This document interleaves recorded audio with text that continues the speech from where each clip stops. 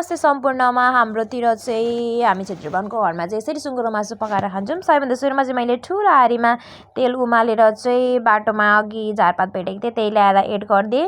अनि त्यस पछाडि चाहिँ काट्दाखेरि आँसु आउने के भन्छ रातो रातो त्यसलाई पनि हालेर बेलचाले मजाले चलाएँ। बेलचाले नचलाइन्जेलसम्म चाहिँ सब्जी मजाले पाक्दैन है। अनि यतिको रातो भुइन्जेलसम्म मैले मजाले भुटेर चाहिँ मैले यसलाई निकालेर आफ्नै करेसा बारीमा फलेको नुन तेल हालेर चाहिँ मैले बजारबाट ल्याएको आलुलाई एड गरेँ। त्यस पछाडि चाहिँ लास्टमा मासुलाई एड गरेँ। मासुलाई एड गरेर चाहिँ भुटिसकेपछि चाहिँ मैले त्यसमा टमाटर र प्याज पनि एड गरेँ। प्याज होइन खुर्सानी, तपाईँहरूकोतिर चाहिँ यसलाई खुर्सानी भन्छ होला, हाम्रोतिर चाहिँ यसलाई प्याज भन्छ है। म चाहिँ मायाले प्याज भन्ने गर्छु मेरो मन।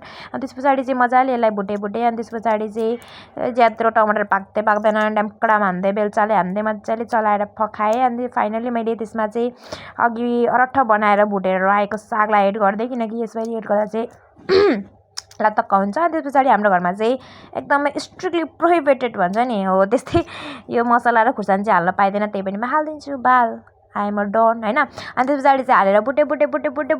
आज चाहिँ बाउले मलाई सब्जी पकाउनु लगाएर बिचरा मम्मी नभएर मलाई कसैले माया गर्दैन। अनि त्यस पछाडि फाइनली सब्जी इज रेडी, मासु इज रेडी।